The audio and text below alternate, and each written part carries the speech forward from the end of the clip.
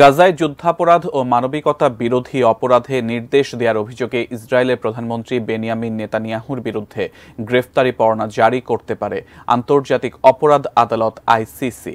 শুধু নেতানিয়াহু নন, ইসরায়েলের প্রতিরক্ষামন্ত্রী ইয়োআভ গ্যালান্ট এবং দেশটির সামরিক জ্যেষ্ঠ কর্মকর্তাদের বিরুদ্ধে চলতি সপ্তাহেই এই গ্রেফতারি পরোয়ানা ইস্যু করা হতে পারে। সম্ভাব্য সেই পরোয়ানা এড়াতে এরই মধ্যে কূটনৈতিক চ্যানেলের মাধ্যমে ইসরায়েলের যুদ্ধকালীন মন্ত্রিসভা ব্যাপক তৎপরতা শুরু করেছে বলে জানিয়েছে সংবাদ মাধ্যম এনবিসি। আন্তর্জাতিক অপরাধ আদালতের এক মুখপাত্র বলেন, তারা ফিলিস্তিন রাষ্ট্রের পরিস্থিতি নিয়ে একটি মুক্ত ও অবাধ তদন্ত পরিচালনা করছেন।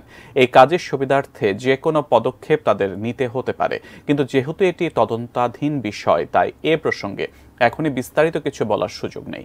যদিও ইসরায়েল কিংবা যুক্তরাষ্ট্র দুই দেশের কোনোটি আন্তর্জাতিক অপরাধ আদালতের সিদ্ধান্তকে স্বীকৃতি দেয় না, তবে ইউরোপের দেশগুলোর জোট ইউরোপীয় ইউনিয়ন আইসিসিকে স্বীকৃতি দেয়। তাই পরোয়ানা জারি হলে ইউরোপের দেশগুলো সহ বিশ্বের অনেক দেশেই সফর বন্ধ করতে হবে নেতানিয়াহুকে।